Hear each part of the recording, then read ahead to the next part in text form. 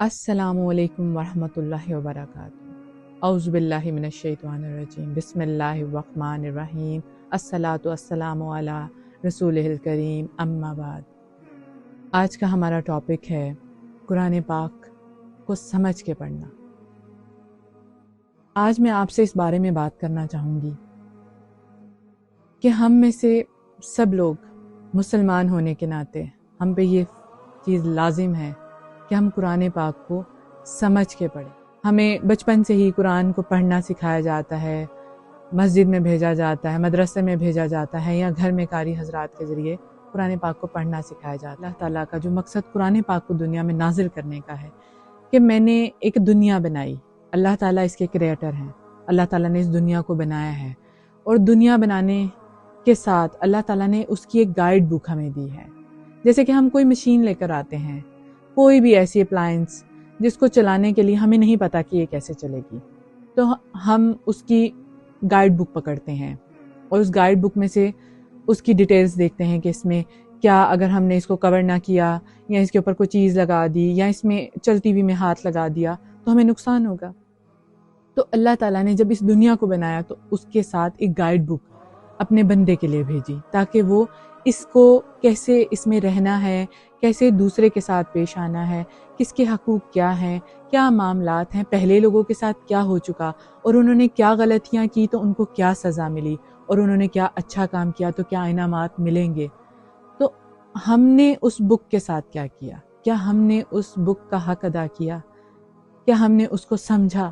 ہمارے گھروں میں قرآن پاک سے بہت محبت کی جاتی ہے، اس کو چوما جاتا ہے، اس کو سینے سے لگایا جاتا ہے۔ کیا اس کو کھول کے سمجھا جاتا ہے؟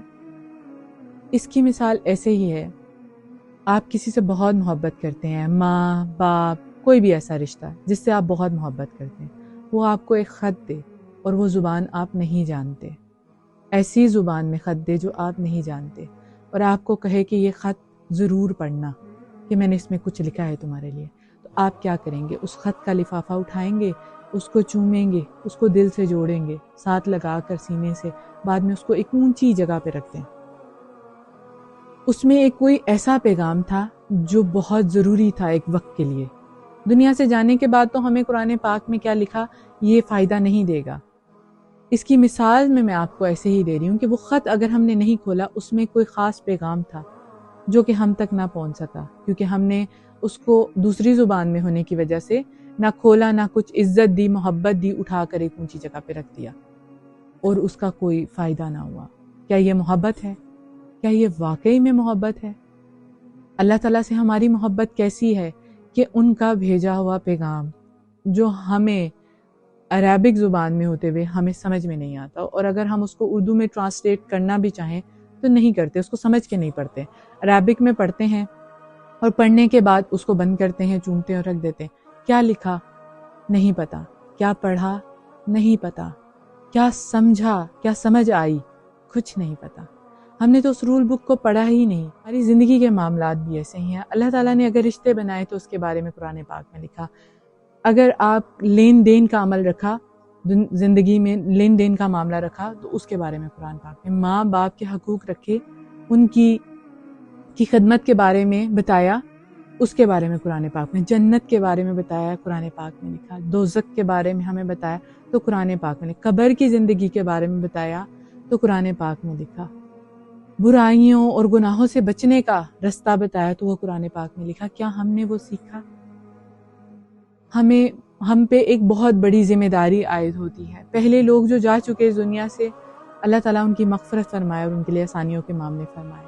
ہم قرآن پاک کو پڑھیں سمجھ کر اور آہستہ آہستہ سے، رک رک کر اور خوبصورت انداز میں، تجوید کے ساتھ، اس انداز میں جس میں اللہ تعالیٰ کو سننا پسند ہے۔ اللہ ہمیں توفیق دے۔ دنیا میں جینے کے لیے تو ہمیں پتہ ہے کہ ہمیں دنیاوی تعلیم حاصل کرنی ہے، ہمیں میتھس پڑھنا ہے، ہمیں سائنس پڑھنا ہے، ہمیں ہسٹری پڑھنا ہے، ہمیں بایولوجی پڑھنا ہے، فزکس پڑھنا ہے، کیمسٹری پڑھنا ہے۔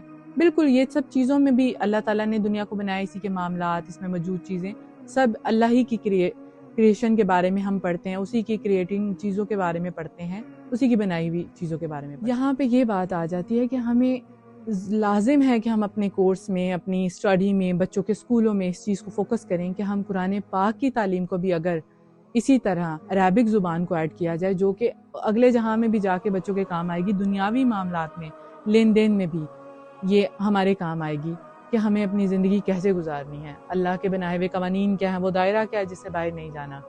اگر ہم نے یہ آج اپنے بچوں کو نہ سکھایا کہ انہیں دنیا میں زندگی اللہ کے قوانین پہ کیسے گزارنی ہے، اور وہ قوانین کیا ہیں، وہ قرآن پاک کے اندر نبی پاک صلی اللہ علیہ وآلہ وسلم کی دی ہوئی سنت جو ہمارے پاس حدیث کی بک ہیں، اور جو تبع تابعین کے ذریعے ہم تک علم پہنچا، اس میں اگر ہم نے اس پہ عمل کرنا نہ شروع کیا تو آگے کی زندگی ہماری بچوں کے لیے، ہمارے لیے اور آنے والی نسلوں کے لیے بہت بد سے بدتر ہوتی جائے گی۔ زندگی تو اللہ تعالیٰ نے اتنی سی جس کو امیجن بھی کیا جائے تو بہت کم عرصہ، اللہ تعالیٰ کے ہاں تو کچھ بھی اس کی مدت نہیں، یہ اتنا چھوٹا سا عرصہ، اور ایک وہ زندگی جو کبھی نہ ختم ہونے والی، کبھی نہ ختم ہونے والی، اس کے لیے ہم نے کچھ بھی نہیں سوچا، کچھ بھی نہیں کیا۔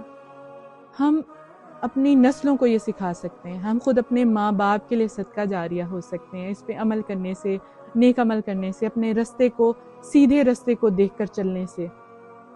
کیا فائدہ کہ منہ کے بل گر گر کے غلطیاں کر کر کے سیکھیں۔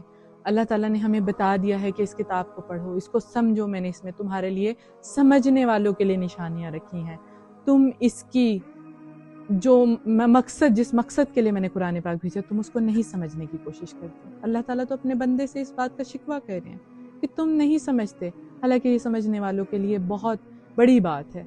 اللہ نے اپنی عظمت بیان کی، اپنے ہر معاملات کو بیان کیا۔ خدا را اپنے بچوں کو قرآن کی تعلیم کے ساتھ اس کو پڑھنے کا طریقہ، اس کو سمجھنے کا طریقہ بھی سکھائیں۔ جیسے انگلش بولنا آتی ہے ویسے عربک بولنی اور سمجھ آنی چاہیے۔ دینی کتاب کی زبان عربک ہے اور اس کو پڑھنا آنا بہت ضروری ہے، ہمیں اس پہ کوشش کرنی چاہیے۔ اللہ تعالیٰ ہمیں توفیق دے اور ہم سب کو راہ راست پہ آنے کی توفیق عطا فرمائے، ہمیں ہدایت کے رستے پہ آنے کی توفیق عطا فرمائے۔ اللہ ہماری مدد کرے، اللہ ہمارا حامی و ناصر۔ ایسی ہی اور ویڈیوز کے لیے ہمارے چینل کو لائک اور سبسکرائب کیجیے اور زیادہ سے زیادہ شیئر کیجیے۔